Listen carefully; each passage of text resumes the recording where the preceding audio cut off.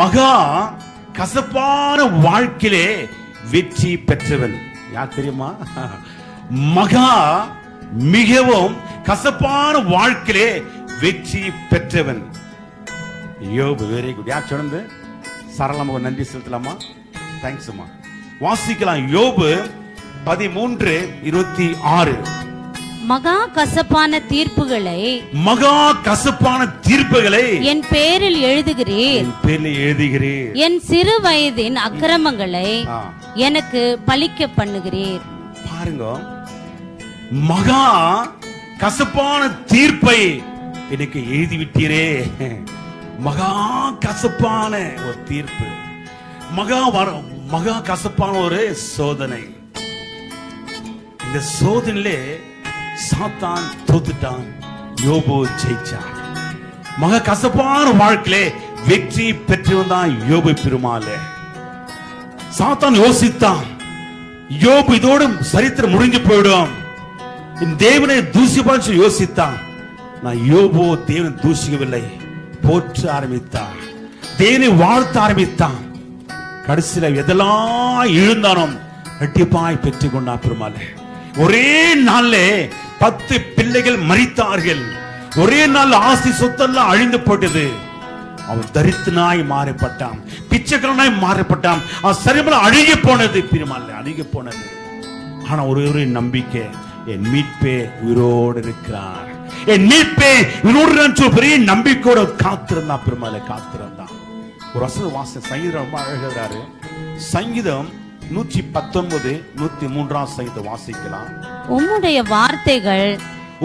வார்த்தைகள் என் நாவுக்கு எவ்வளவு இனிமையானவைகள், என் நாவுக்கு எவ்வளவு இனிமையானவைகள், என் வாய்க்கு அவைகள் தேனிலும் மதுரமாயிருக்கும். என் வாய்க்கு தேனிலும் மதுரமா இருக்கிறது. தாசிரியர், உம்முடைய வார்த்தைகள் என் வாய்க்கு தேனும் மதுரமா இருக்கிறது. உபத்திரத்த மத்தியிலே, பாடுகள் மத்தியிலே கர்த்தர் நம்மோடு பேசின வசனங்களை வார்த்தைகளை யோசிக்கப்பட வேண்டும். இதுவே புரிஞ்சு பாடுகள் மத்தியிலே வேதனைப்பட நேரத்திலே ஆண்டு நம்மோடு பேசின வார்த்தைகளை நினைக்கூறப்பட வேண்டுமா? வாசிங்கள். யோபு 1:8 வாசிக்கலாம். கர்த்தர் சாத்தானை நோக்கி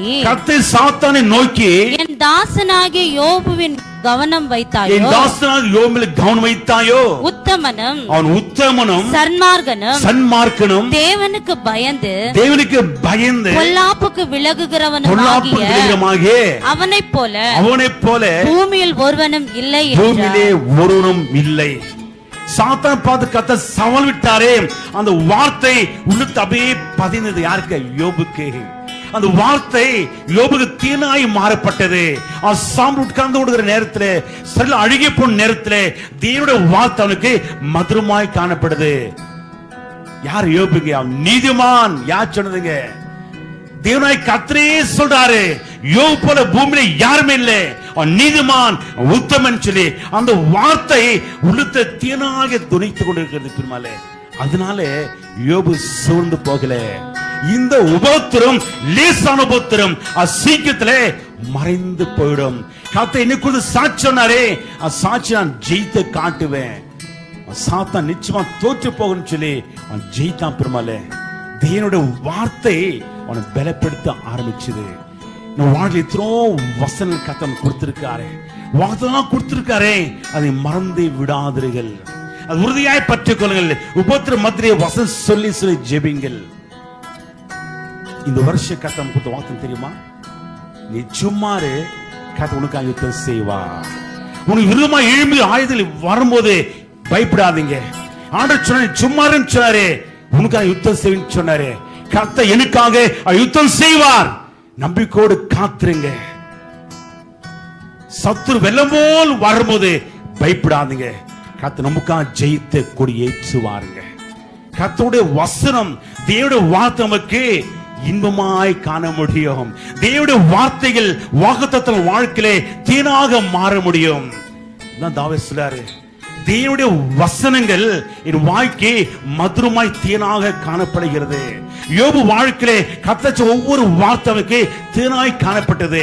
உபதேசத்தை கண்டு பயந்து போகவில்லை. ஏன்? கர்த்தர் சாத்தானை பார்த்து சொன்னார், யோபு போல நீதிமான் யாருமே இல்லை, அவன் உத்தமன், சன்மார்க்கன்.